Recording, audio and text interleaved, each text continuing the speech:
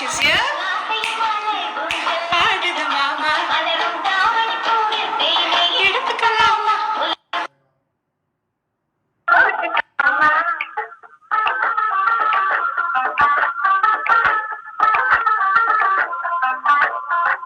வெட்டி வெட்டி போடும் நகத்தில்தான் குட்டி குட்டி நலவு தெரியுதடி போட்டுட்டு பழகில் வரும் கூந்தல் அவன் தேங்கிட்டு மனசு கேட்குதடி.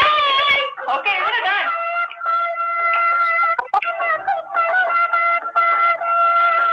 Are you able to hear? Yes. Yes. Loud and clear. அந்த வானம் பூமியெல்லாம் இங்கே ரொம்ப ரொம்ப பழுது அடி நீயும் நானும் சேர்ந்து நிக்குது. அந்த காமணி பூவு ஆகின ஊதுது மாமா அந்த காத்திரி மேல கூந்தல் ஆடுது மாமா காமணி பூவில் தேனை எடுத்துக்க மாமா. You know this song? நீ கட்டு Salem Hi, Suriya, yes. I want to see you dancing. Come on, Suriya, show me out. Oh, don't worry. This is where we let go of everything worry. All of us. Come on, let's dance. In front, back, in up. All right. Now left, right.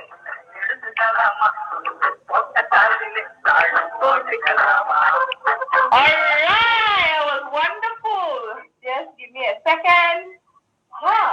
So how has your day been so far? Okay, I had a good rest today. Since I'm in that COVID frontliners are getting but a few days rest, so this is one of my day rest day lah. And welcome to the Laughing Dance Story. This is Special K, and today I'm so honored to have you, Suriya, on my show today. And talking about, something which is not a common topic, right? Suicide. And it's a taboo word almost. And I'm so grateful to actually have you here. Thank you for coming on my show. And how are you doing today? Good, better. All right. All this pandemic, it's been very overwhelming to all of us. Okay. But somehow surviving. Okay, right. So tell me about what you do as a frontliner. To people who don't know what a frontliner does, can you just jog through a whole day? What is it that you do as a frontliner? Okay, frontliners consist of a lot of people, medical personnel, armies, police, cleaners, a lot of people, even food delivery guys. We consider them as frontliners as well. Okay. But me as a doctor in frontliner team, what we do is we see the patients who are infected with COVID-19, and then at the same time we have to give them psychological support as well, because this is totally new thing, a new thing for every one of us. Correct. So we are learning, it's a learning process. Even our specialists or maybe our consultants, all of them are learning, and all of us have issues with that we need to deal with, not just just with the disease per se, but I think it's very important. So I'm understanding you're a medical officer, right, in psychiatry department. So are you doing a lot of counseling, reaching out to all the medical personnel and checking on their emotion on a daily basis, or how does it go? Okay.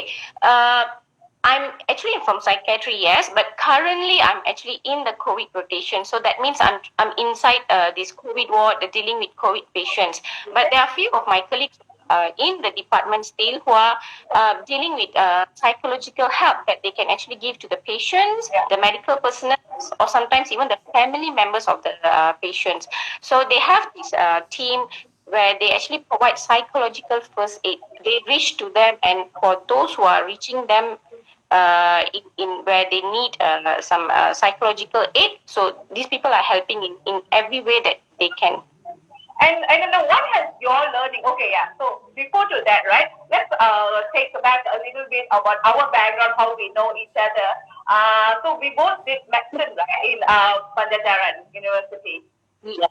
Which batch was? I was Actually, I came there for pre-university. I didn't continue my medicine there. I went to another university after that. So I got to know you when you were in first year. I was in pre-university.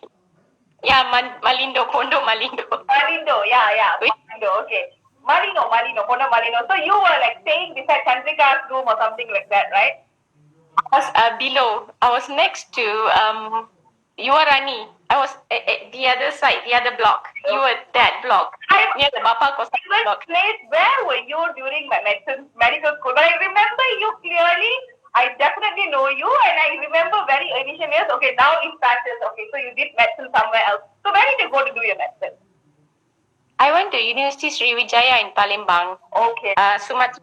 Yes. Sumatra. Nice. So after that, you graduated, then you came back to Malaysia. What did you do? Where did you do your housemanship?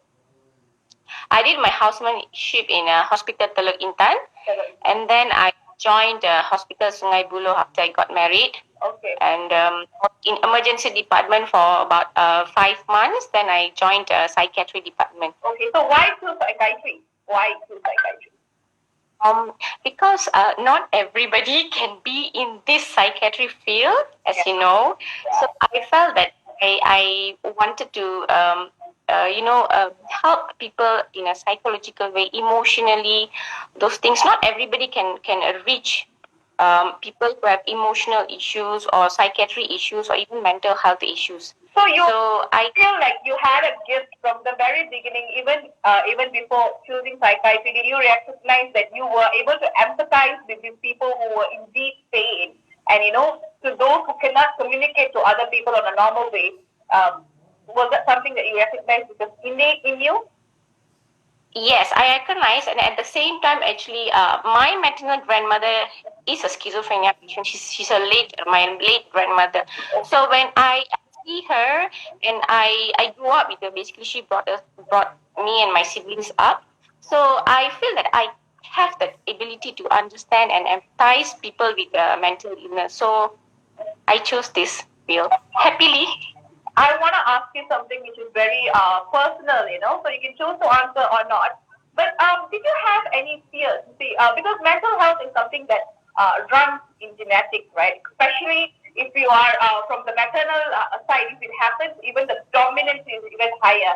Have you ever had this fear which was cropping up on you? Oh my God, what if one day I end up like that? I have such strong dominant genes. Was that fear a part of your life as you were growing up, or is that something that you never wanted to identify with? Okay, I had the fear, but at the same time, I know what am I supposed to do when I have the issues. So I've already told my husband or my family members. I've educated all my family members, friends, and also my husband. Especially if you see any signs and symptoms of me having a depression or maybe schizophrenia, anything, please seek help. There's nothing wrong to seek help when you have issues, especially mental health issues. And so I won't say I'm not in the phase of like I'm going to deny if I have this, and I'm not going to put the stigma on me. No, never. I'm not going to do that. I've educated them. If you found anything, so please bring me to get help. And I even mentioned to my friends that please treat me.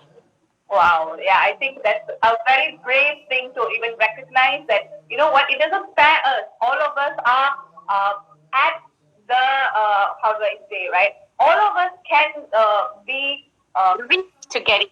Yeah, and you never know when it would happen. And I think it is like, how can you say a heart surgeon will never have a heart disease, right? And if there is a necessary, another heart surgeon would be able to help. So, first of all, I think we need to clear a lot of air saying that, you know what, psychiatric doctors, they've got all of it figured out. And, just like all of us, we are all humans first. Before we are mothers, we are doctors. And we also have emotions that we have to deal with on a daily basis, right? This is something very beautiful that we need to recognize. Now, where do you drive your strength from, or where do you actually ground? What is your ritual to bring yourself back to yourself? You mean after these whatever things that I've went through, is it? Is that your question? My question is, like, to be of service to many people, okay, to actually watch people, sometimes not just disillusion, sometimes even loss of perception completely. They are in a different dimension altogether, right? And you are right now communicating with them and trying to help them to come back and even become better. Now, to do that, this is the work of the mind, and for that, your mind needs to be extremely, extremely strong. You cannot identify or even go on this particular journey with them and remain there, right? So, what grounds you is a question that I want to ask you. Okay, you see, Kartika, first thing is my experience in this field.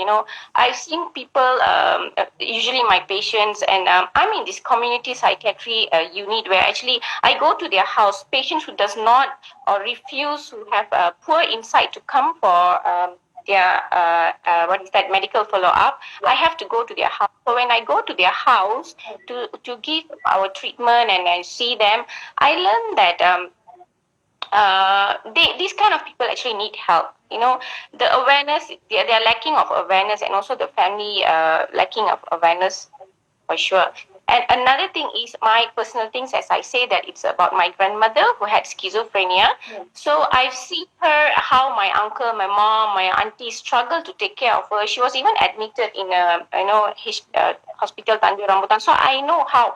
And looking at my own aunties and uncles helping, how the family support that they give to my grandmother, so that made me to feel like, okay, this thing has to be done in all the society if possible. All the family members who has another family member who has mental illness, so they have to have this awareness. And with what ground I'm trying to why am I strong or anything is, I personally went through some depression phase in my life, which is like maybe a short story about that. I lost my daughter when I was 6 months pregnant, in just recently about 5 months ago. So I went into a very bad depression, with grieving process, with depression. But I told myself that I have to come out, and it was easier for me compared to other people, maybe other common people, to come out of this, because I know I had the knowledge. What am I supposed to do? How am I supposed to seek help, to whom? So I thought, this is me. I have a background in psychiatry, psychiatry department, so I could do it very easy. Yeah. How about people, the common people who do not have a knowledge about it? So I feel this is my responsibility to educate the people, especially the very common people, about what they can do, how they can actually help others as well. So this is one of the main things actually. Very, very, very noble, and I'm sure just give me 1 second, yeah? I'm going to interview. Yeah. Yeah, so that's extremely, extremely noble, and thank you so much for your service. Thank you so, so, so very much for your service. And thank you for sharing very vulnerably certain things that I had no clue of. This is the first time I'm hearing this, and I'm extremely, I feel, I don't know, I'm kind of, wowed by your very story that, even you had this hero's journey that I think, to a great point, right? Before you can actually identify with a lot of people's pain, okay, if you yourself go through that pain and then you come out of it, right, you know how you came out and you know how difficult it is to be there, right? And you don't want to see anybody be there. So that is the Yes. why you do what you do, is what I'm guessing. Right? So, yeah. Congratulations on coming out beautifully and wanting to share this mission with many, many people. Now let's talk about statistics, right?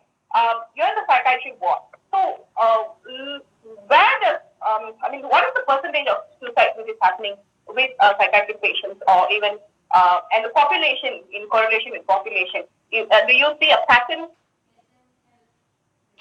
Okay, talking about general statistic, worldwide statistic, about close to about 800,000 people are actually dying by suicide every year. This is the world statistic. And if you calculate that, roughly every 40 seconds, there's actually one death every 40 seconds due to suicide. Okay, so this is very, very, you wouldn't believe, like in when we are talking, you never know how many actually passed away due to suicide. Okay. Yeah.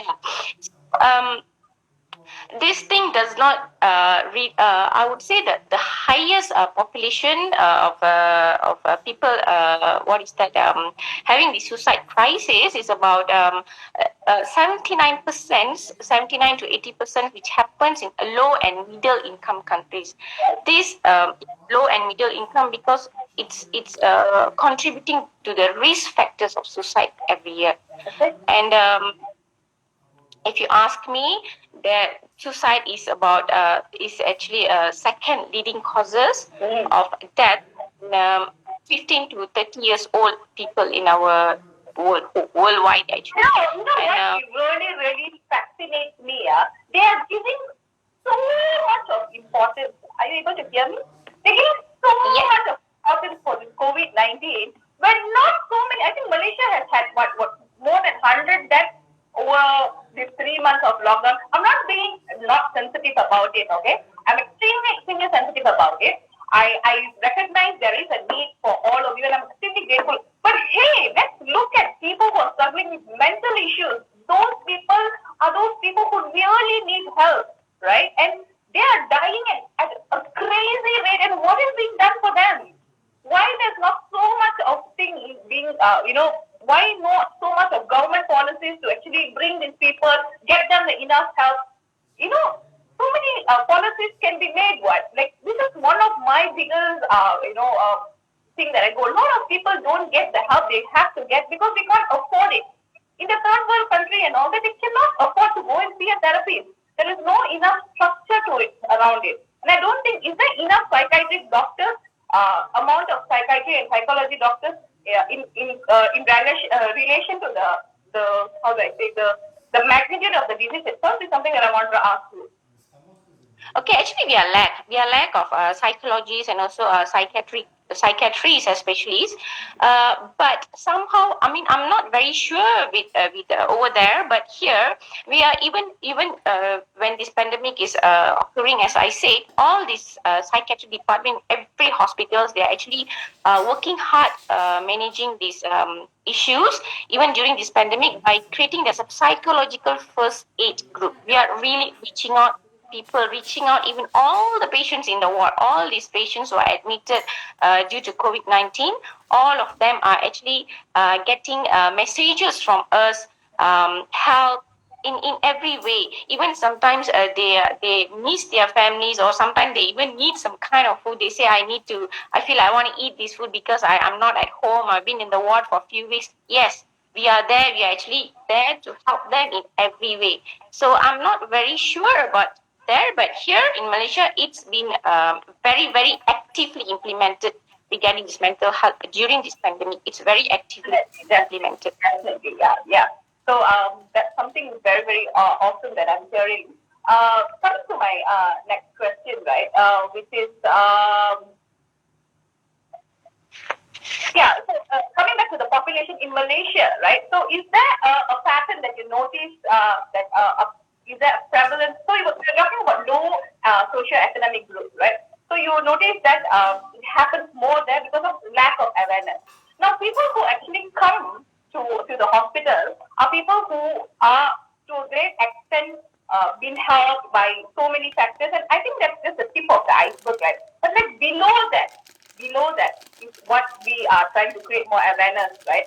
So like a couple of ways that which we can intellectualize perhaps is how do we reach out to these people who are suffering in silence?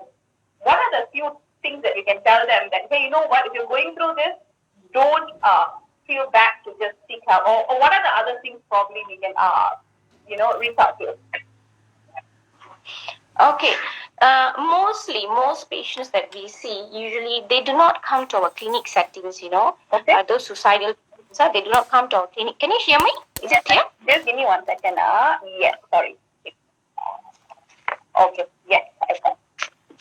Okay, so most of them we do not see in clinic settings. We see them in emergency settings where they've already attempted suicide and they were brought to emergency to get medical help, and at that time they will be referred to psychiatric department. So when we see actually, for example, let's say there will be about 10 cases in a week who actually attempted suicide.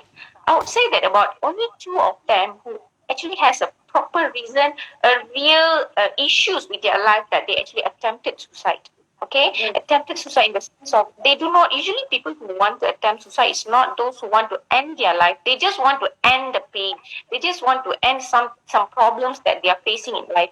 So, but out of these 10, maybe two are the ones who have real problems. The other eight peoples are they are thoughts of self-harming behavior. Okay, and that self-harming behavior occurs mostly among young people. Okay, I will be talking about it in a while about this self-harming behavior. Okay, and suicide when they do the self-harming behavior, it What is, eventually causes. sorry, yeah, so Come coming, again. what is exactly suicide? What is suicide? What is a class? What is suicide?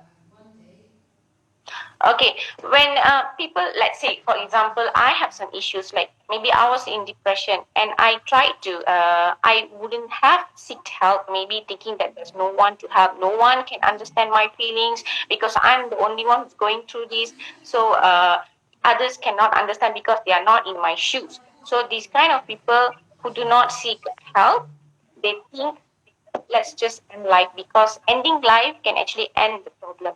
So what they'll do is they'll really have a pre-planned method, like hanging themselves or taking poisons, cutting their wrists, all those things. But it will be very pre-planned. And usually, if they let's say they actually plan to hang themselves, on top of that, they will have actually another plan. If this didn't work out, okay, I shall try the other. Okay, that's the real a suicide thing where we worry because these people already have plan and they have issues, ongoing issues. But self harm is not like that. Okay. Self harm people they do not have plans. It's just impulse behavior. But Oh, there are people who actually pass away due to this impulse behavior. yeah, yeah. So it's a wasted thing, it's a wasted thing, wasted life eventually because you are doing something impulsively because of a very, very small reason. And that's, I think, you can actually prevent that. Yeah, it's absolutely preventable. You only if somebody caught you at that moment that you're going through the explosive behavior, just to say, "Hey, chill, bro." I think you would actually come out of it and be able to like share your life to so many people. So, what are the couple of risk factors of suicide? You say, Surya? Okay. Usually the common one that we always see is physical disabilities and illness, like maybe there are people who have lost their limbs or maybe they have post a stroke and they have limited movement due to this or maybe underlying illness, usually patients who have cancer, the late Long term. stage of, yeah, so they feel like what's the point of going on with life like this? And due to that, maybe because due to physical disabilities, they can't go on with their normal life. So they feel restricted, they feel sad, they feel like life is no more meaningful for them.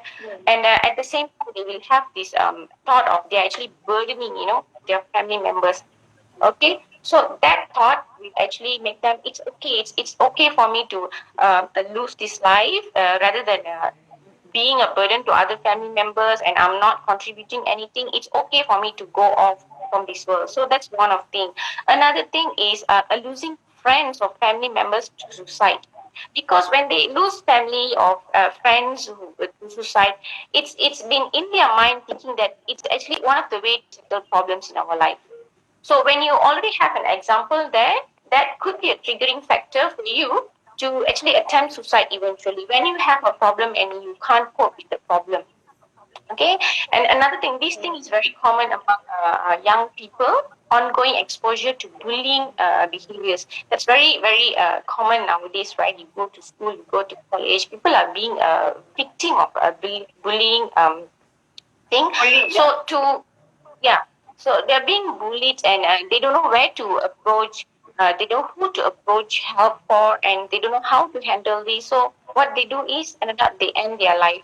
And another thing is underlying mental health conditions such as depression, schizophrenia, bipolar. Depression is because they have underlying depression. They don't know what to do. They have problem. But when it comes to schizophrenia or maybe bipolar mood disorder or schizoaffective, it's actually contributed by these hallucinations. When they have hallucinations, you hear voices telling you to end your life, you're not worthy. There are few types of, commanding and hallucinations. So they feel like, I think I should do that.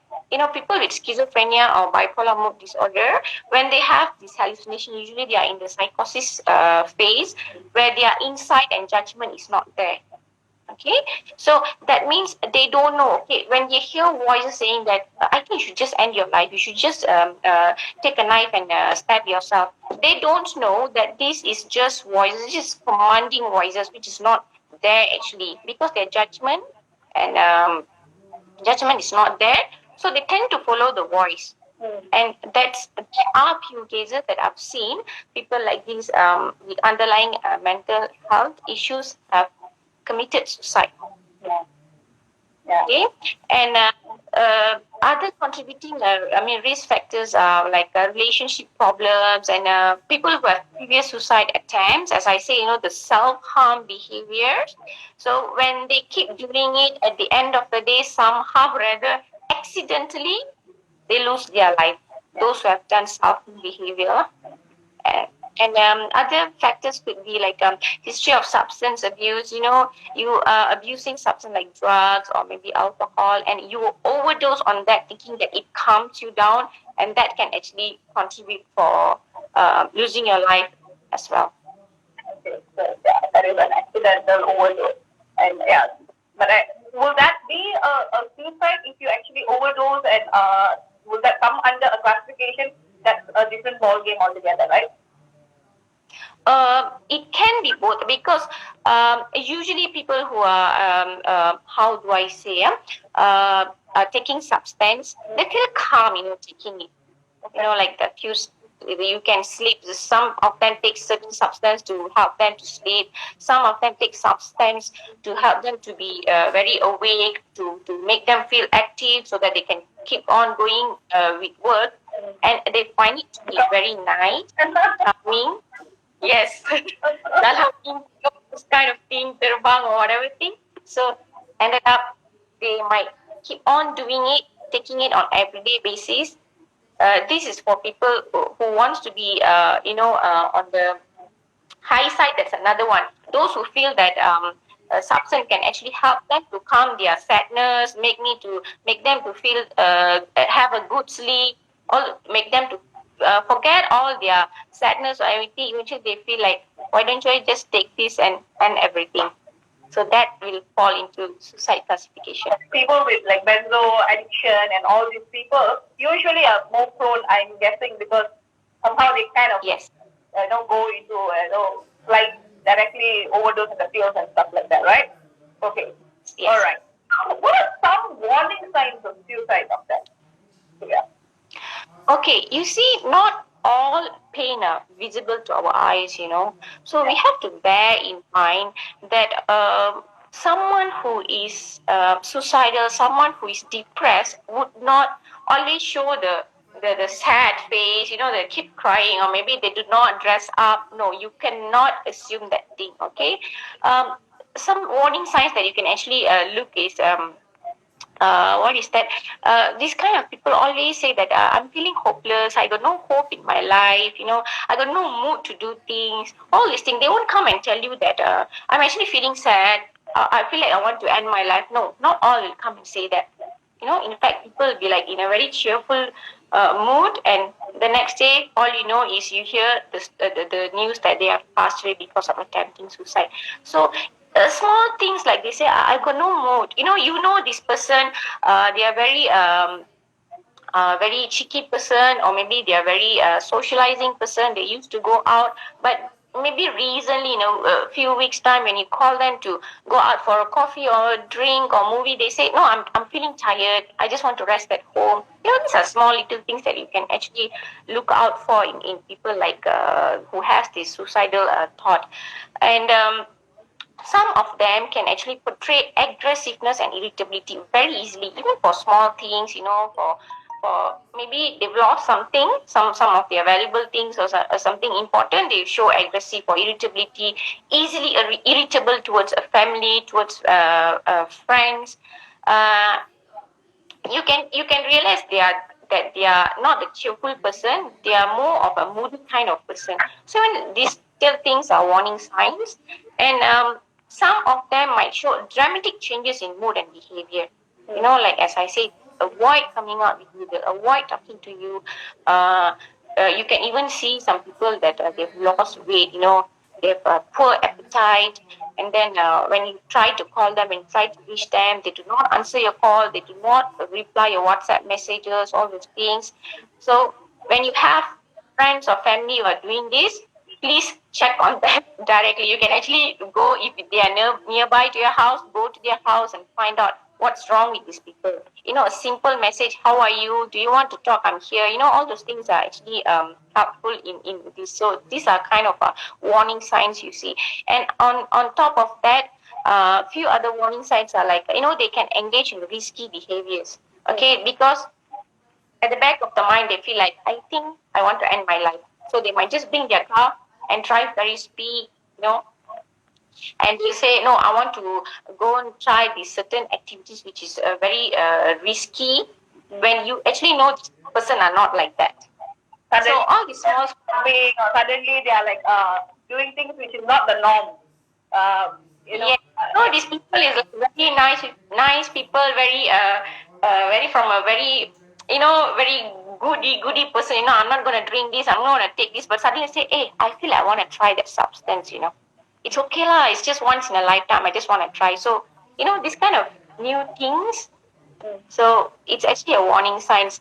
Alcohol, drug, substance, and then some of them might even write a will. yeah. you know, yeah, they say, I think I just want to write a will to my family regarding my all these assets. So you'll be asking, why? What's wrong with you, right? I mean, if they are very old age people, okay, that's reasonable enough. What about middle age, like 50ish people who suddenly say that, no, I want to write will. Out of the blue, why suddenly they're talking about will, and then they will start giving away their things. Maybe they have some nice cars or jewelries, which they can actually keep using it, but end of the day they'll say that, okay, I want to give this person because this is my favorite uncle or my favorite grandchild, so I want to give this to them for no reason, when actually you still have time to use it, but you want to give it away for, just simply giving away things. So all these things are small warning signs, and some you can actually see them keeping knife, or all these what is that little means inside the bags. When you actually find that, poisons, or suddenly you can find a rope in the cupboard. Like when you ask why you're keeping a rope in the cupboard, they'll just give some excuses, very lame excuses. So these things all are warning Wow, signs. wow, interesting. Now I think everybody gets engaged better and they can visualize better when you can actually pull a story. Will you share with us one of the story which I know which has really happened in the psychiatric ward? A patient who has come in the emergency ward as a suicide case, but did not see themselves. So you were able to bring that person back, right? And as you're doing history taking, share your experience. So let's just go through and see what's in the mind of a person who actually committed. Okay. I have two stories here, okay? I think it's very important. One, it is very important to be shared. Okay, the first one is just this person is having underlying depression. So brought to emergency department because they have informed the friend that they are actually suicidal, but did not tell what they want to do. So brought to emergency department. When I attended, I spoke to this patient about it, and as I go on, they said, doctor, actually I have a knife in my back.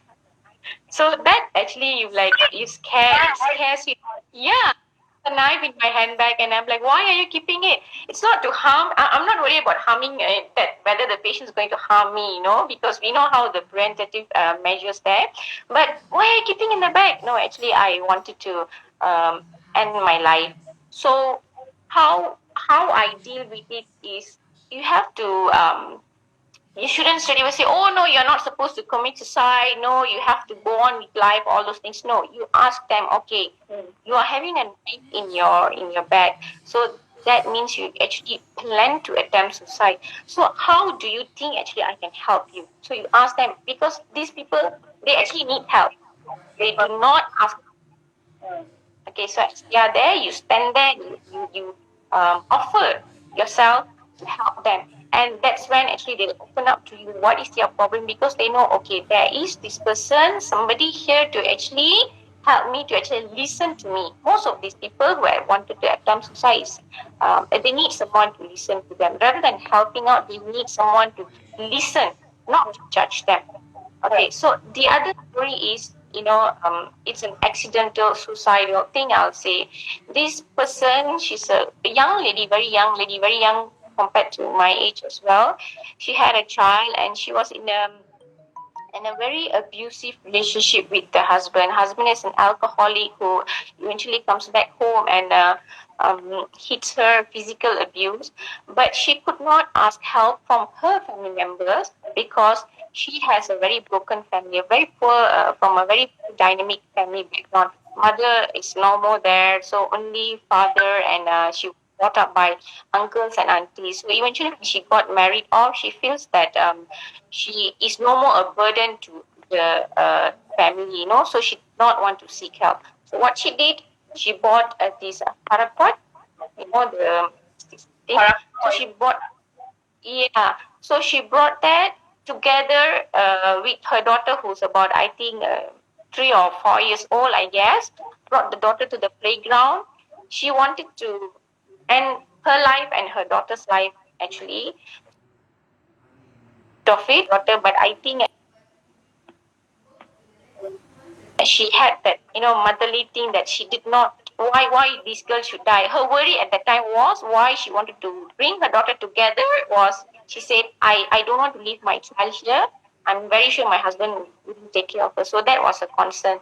So, but as she drank the poison, and she actually gave the daughter, but I think the daughter did not drink it. She spit it out because it was a very small amount. So admitted in the hospital, and when I counseled her, I told her, what was the issues, why you did not seek help. There are a lot of people, organizations, or people, or NGOs who are actually trying to help these kind of people. You could have actually reached them, just a simple one thing where you actually ask for help, actually change your life, But she realized she was remorseful of her act at that time, but she eventually lost her life. She died. She passed away. So I was on follow up, which was admitted. So I was reviewing her, seeing her every day in the medical ward. But as time goes on, I know that she's not going to survive, and I felt so sad. But I didn't tell her. She told me, "Now, as you have spoken to me, that I want to go on with my life with my daughter. I want to leave that man and to go on." But as I said, fate, it didn't. It was not on her side. God took her away, and the daughter, I think, she's with the other relatives now. So it was one thing that affected me. If only you could have been with the daughter. Sorry, I couldn't hear that. If only she had asked for help earlier, just one simple, thing, like as if like you can just ask help. Somebody, I'm in an abusive relationship. Please help me. I want to come out of it. She could have be alive now, and she would have been living with her daughter. But she Most difficult she, part, right, Surya? As much as we can intellectualize and why she didn't ask help, um, to a great extent that would have happened because she could probably didn't have that insight, or she was just so overwhelmed at that point, and she felt like, what? And those people who actually take the decision are people who are at their victim stage. They're not able to see that, what, they can be uh, helpful to so many people. At that point, they lose the ability, like you clearly said, the insight, the judgment just becomes, it kind of dilutes you completely, and and then when you take the decision, like I really, I want to share a small story. Like my cousin brother, when I was in medicine, I think third year, yeah. So what happened? He went through a very bad heartbreak, and he took his car. I mean, he took his van. No, I was reflex. It's just a very. He's a very cheeky guy, very roaming guy. Yeah. So he just drank Paraquat. And the moment after he drank Paraquat, he called up my atta and my aunt, and he said, "Come help me and drink." Now, what can be done? Okay. So brought him to the hospital immediately. They did everything, and every day, it was just becoming worse. And he would cry and scream and say, "I don't want to die. I don't want to die. I don't want to die." And you know how painful it is to watch a person who has done that. Okay, and this is an intelligent person. It's not a stupid person. But that reflects, the fact that he didn't have that insight.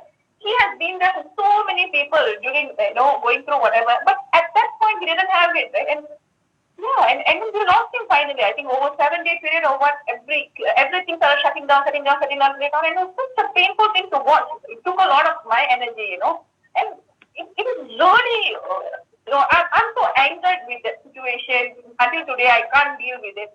And I really wish how to help these people who are at that point, So how can we help someone who's in a deep emotional pain, Suriya? Okay, so usually people who are in emotional pain, right? Not all will actually ask for help. Yeah. So if let's say your friend who is you know your friend is having a problem, it's as simple as a WhatsApp message or maybe a call saying that, hey, how are you feeling today? Is there anything that I can help? You can actually tell them that lately I've been seeing you like very preoccupied with certain things or certain thoughts. You will definitely know among your friends or family members, you'll be seeing them, right? So even the small changes you can actually realize. So you should ask them. They will not come and ask help from you because most people feel that asking help is actually showing that they are not strong enough. They're worried about being judged. So you ask. You should ask. We should ask. We should not always blame the people who attempted suicide, saying that they should have asked help. Why they did not tell that they are having problem? No. Why you did not ask them what is your problem? Why you did not ask them how can I help you? That thing. It's not. You shouldn't be like what, why. Ask how. How I can help you? How I can be there? How I can give some changes in your life. How? So you can actually, that's one thing. If they can't, you approach them and ask them. So if these people actually tell them that, okay, I'm having a problem, I have these issues. So what you do is you find a way to help them. There are a lot of things, usually if it's fine, common issues is financial problem or relationship issues, right? So you advise them. If you can't advise, find someone who can actually advise them on this topic, this field. So by doing that, they know that there's a way to settle my issues somehow. Or let's say they've tried all these things, they couldn't settle the relationship issues between them and their spouse or anybody, or they couldn't settle the financial issues and they plan to attempt suicide. You should actually keep them safe. How do you keep them safe? You reduce the access to these, weapons or items or any places that can actually trigger them to attempt suicide. And you can actually bring them to your house or inform their family members that this person is actually planning to attempt suicide. They have mentioned to me that they are no more interested in their life. So their family can actually take action. Don't ever think that no, I should not involve in their problem. I cannot how do I say jagat the pita in aura, that thing. You should not think that you have to help them because you never know. You are the only person or maybe the last person who could actually save their life at that point of time. Wow. So and another thing is when they are actually telling what is their problem, don't be judgmental. Don't straight away say that I think it's just everybody's problem, everybody has these issues. No. Why these people are actually opening up to you is because you are there. When you ask that how can I help you, they believe that you are there to listen to them. Okay, as I said earlier, people want someone to listen to them. When when there's someone to listen, they feel confident and they will actually open up to you and they'll let you know all their feelings, all their problem, and they know that you actually acknowledge their feelings. So you have to be there. And nowadays, another trend that I'm seeing among youngsters is they are posting in Facebook, Instagram about their suicidal plans. They say, "Oh, I want to end my life," all those things. And some people who are actually really depressed, they don't know who to actually to share their feelings. They don't know what they do. They post in Facebook, thinking that there might be somebody who actually will actually reach to them, and you have to help them to connect to whoever organization, the police or ambulance to help them. Respond with care and report the post. Let's say maybe it's not somebody that you don't know them in person, but you came across this post that saying that, oh, I want to attempt suicide or something. You can actually report the post to that related organization or police at that certain place, that I've seen this post or something. These people say they want to commit suicide. So you can actually be a safe messenger in this what is that situation. And as it goes on, eventually you must stay connected. Maybe you are the, as I say, maybe you are the only one who can actually save their life at that time. So stay connected. Like you see them saying that, I'm commit suicide, I'm going to end my life, I hate my life. Stay connected to them, keep messaging them. Don't say that, oh, I'm going to help you, you have to be alive, you have to all those things. Try to divert their mind, try to distract their plan of committing suicide at that time, by the time the real help reaches. That's a very deep insight to me. Stay connected at the point where someone is really crumbling and breaking down. I think that's a very, very deep profound. So that's one of the ways we can definitely prevent suicide, right? Are there any other ways that we can prevent suicide from happening? Okay, another thing is, one is the patient themselves, people who are in a suicide plan. Another thing, maybe we as a common people or as a friend or family, but there are a lot of people who can actually play their role in preventing suicide. For example, I would say that these in school nowadays, because the numbers of suicide cases are rising in school children, you see. So the teachers, the educators at school, they can actually approach these children when they you see your students are not in a proper state of mind, they look sad or something. When they come and tell you that they have problem, take this thing seriously, and at the same time educate them.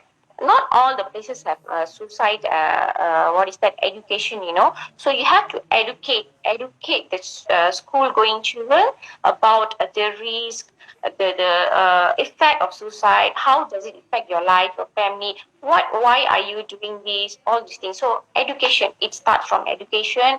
And then uh, most survivors, suicide survivors, we call them. Suicide survivors can be those who have engaged in suicidal behavior and survived, or the family members or friends who have actually lost someone due to suicide. You can actually create awareness, you can actually talk about that.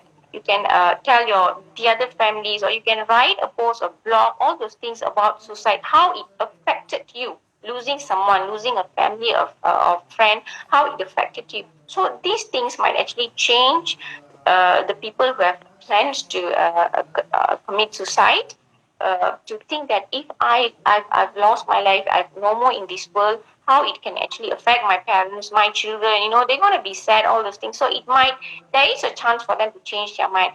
And especially those who are suicide survivors who have actually engaged in suicide attempts, right? When you're given a chance to be alive again, I believe you have a purpose. God is keeping you alive because you have a purpose in this world, which is to prevent others from committing suicide and ending their life. Yeah. Okay, so these especially the suicide survivors plays a very, very, very important role in this. Other than that, are social medias. Social medias. Most of the days nowadays, you can see that they are, just because they want to sensationalize the news of commit suicide or something. The way they bring the story is like wow, you get sensational if you end up committing suicide, or maybe you attempt suicide. You're standing there at a tall building, you want to jump, people will be recording you and putting up and yeah. So it actually triggers. It can actually trigger people to do that. And even those who are actually in a depressed mode or something, they'll say, "Oh, you see, these people actually take suicide." And I think this is the best way to end my pain as well. So I think do not sensationalize the suicide news. But what you can do is educate. Being in social media, you can actually educate the people not to do this. Okay, and give help. Basically, you have to reach the people. Mental health organizations, Sorry, yeah, you're saying some organizations, yeah. mental health organization, all these NGOs like social service, all these people can actually, like how you have invited me to give a talk on suicide education, right? So all these things are actually creating awareness. So this is how people can create awareness and prevent suicide nowadays. Well, so let's go quickly. Wow, time is running. You're already at our 50th minute. We actually have 10 more minutes to cover. Maybe we'll do a follow up on this. But like, what has been alarming about suicide recently? Has there been an increased number ever since the COVID has happened? Okay. With the COVID, yes, the numbers has been increased because people have lost their job due to this pandemic issues. Lost their jobs, and those who already have mental health issues like anxiety, depression, they became so anxious that even anxiety can actually make you to commit suicide. Because you get so anxious. So this thing has contributing during this pandemic. They have lost their loved ones due to COVID, so they lonely and quarantine, this home quarantine, these MCOs lockdown. So you are at home alone and you don't know what to do. Sometimes you already have issues. So you think, I better end my life rather than living like this. That's one thing. That's the alarming one currently during this pandemic things. Another alarming things, as I say, self-harm behavior among youngsters. This is very, very much disturbing us, especially those who are in a psychiatry field, because youngsters tend to get very carried away with this self-harm behavior. What eventually we find out when we ask for the reason is coping skill, very poor coping skill. They don't know how to handle rejection. They don't know how to handle failure in life. All these things is because of poor parenting. I would say this poor parenting because the modern parenting, not modern parenting, nowadays about 15 years, if you see, our age people, we are very used to with the words, no, you're not getting this, no, I'm not going to buy you this, you want this, you work for it. We get whacked also. Yeah, basically. But now what I see is, oh, you want phone? Never mind, I'll get for you the latest, iPhone. Oh, you want this? It's okay, I'll get for you. Then your child will come and say, Amma, my friend has this watch, this expensive watch. I want this. So you say, okay, fine, I'll buy it because you feel like you don't want to make your child sad. But actually, you are molding them to be somebody who has very, very poor coping skill. Okay, that's one thing. Another thing is parents are very busy. They are very busy with their life, very busy with their handphone, all these social media things. They are not giving attention to their children. So how does children seek attention at young ages? By, behaving aggressively, doing something so that they create attention. So self-harm is one of the things where they find, let's say you cut your wrist, very superficial wound. Now it's with you.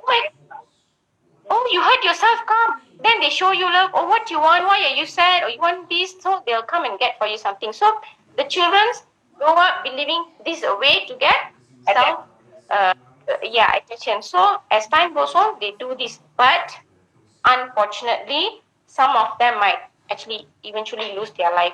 They are not having any problem as per se, like to end their life, a big depression or something.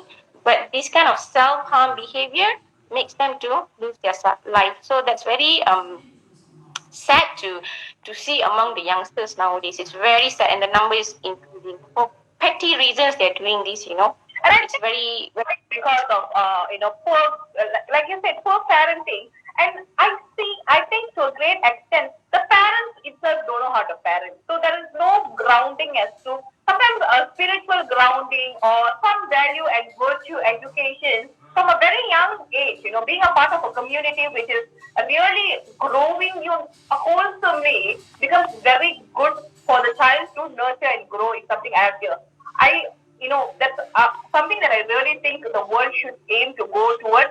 Doesn't really have to be religious, but I think some form of grounding, some kind of early education which involves a lot of values, virtues being highlighted. Not just you have to get 100 marks, you have to do robotics, you have to become an astroscientist, you have to do this. I think teaching them, failure is okay. It's okay to fail. Be a leader, and putting them in this kind of environment where they, grow along people with very strong, how do I say, coping. Not only coping, we are not only coping. In fact, we are helping, serving. So Yes. when it's outward, it's not about us. But the moment you start serving other people, you suddenly now you are no more like, I'm no one. You know, you have a purpose which is bigger than you. So at that point, you feel like, oh, okay, there is a need for me, and this is too small for me to just look here, right? So that is something that I thought I want to share. Now, there's just so much I want to really talk to you, Surya, but I think we have come to the last 5 minutes, maybe. So, what is your take-home message for people today? Okay.